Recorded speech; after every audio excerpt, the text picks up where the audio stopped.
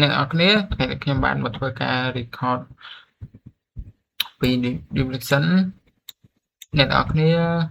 នេះខ្ញុំបានធ្វើការ connect ទៅកាន់ម៉ាស៊ីនប៉ាត់របស់ខ្ញុំហើយនៅពីអូបទូមកដំបូងខ្ញុំបានប្រើ comment មួយ comment ហូ MI1 តែមើលអានេះវានៅណាវានៅហ្នឹងវាហើយអានេះយើង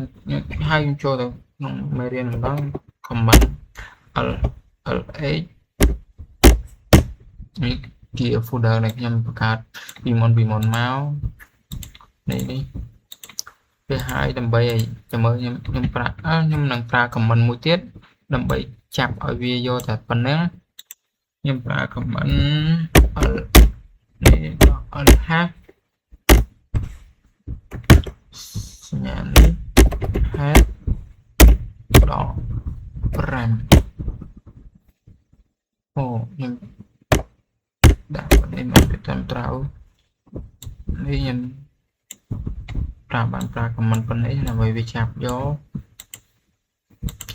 ហើយខ្ញុំចូលទៅប្រើ comment មួយទៀតអាហ្នឹងបើយើងដាក់ដល់ប៉ុន្មានវាចាប់យកប៉ុណ្ណឹងយើងប្រើ comment មួយទៀត comment nano ម្ដង nano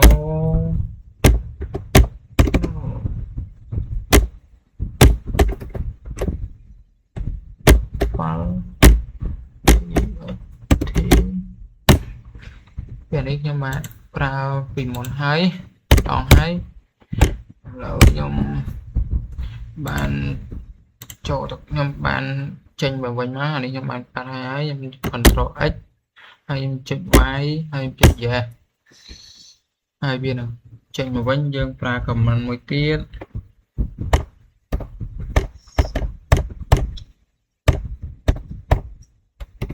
អូហើយនេះយើងប្រើ comment ដើម្បីឆែកវាយើងប្រើ cat ហើយ save ឈ្មោះ file យើង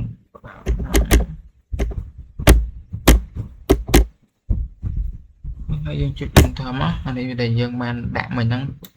ទាំង6ហ្នឹងតែខ្ញុំបានសរសេរណាអូ5ទេហើយចូលទៅ comment មួយទៀតខាងនេះដើម្បីឆែកពី nano មកអានេះខ្ញុំបានបង្កើតនេះហើយសរសេរក្នុង comment ក្នុង text ហ្នឹងហើយ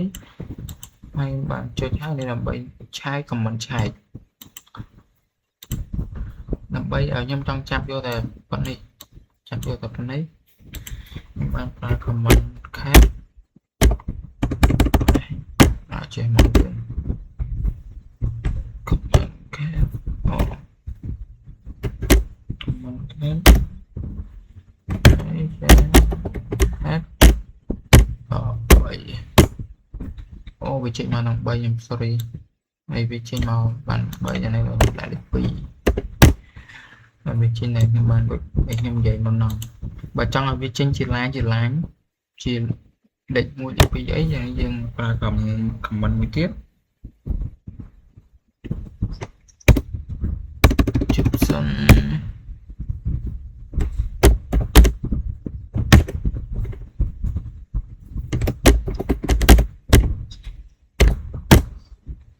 វាមកជាលេខរៀង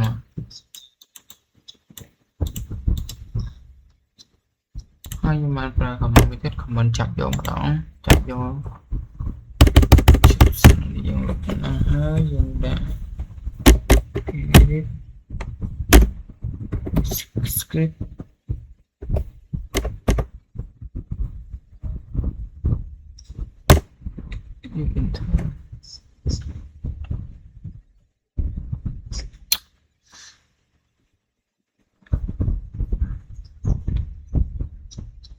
ខ្ញុំបានប្រើ comment មួយទៀតចុះ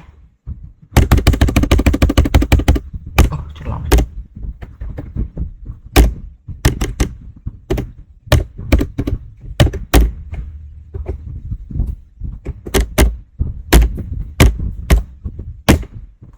នេះវាចាប់ពី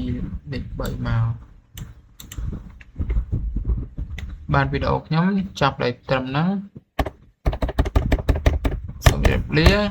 អ្នកទាំងអស់គ្នា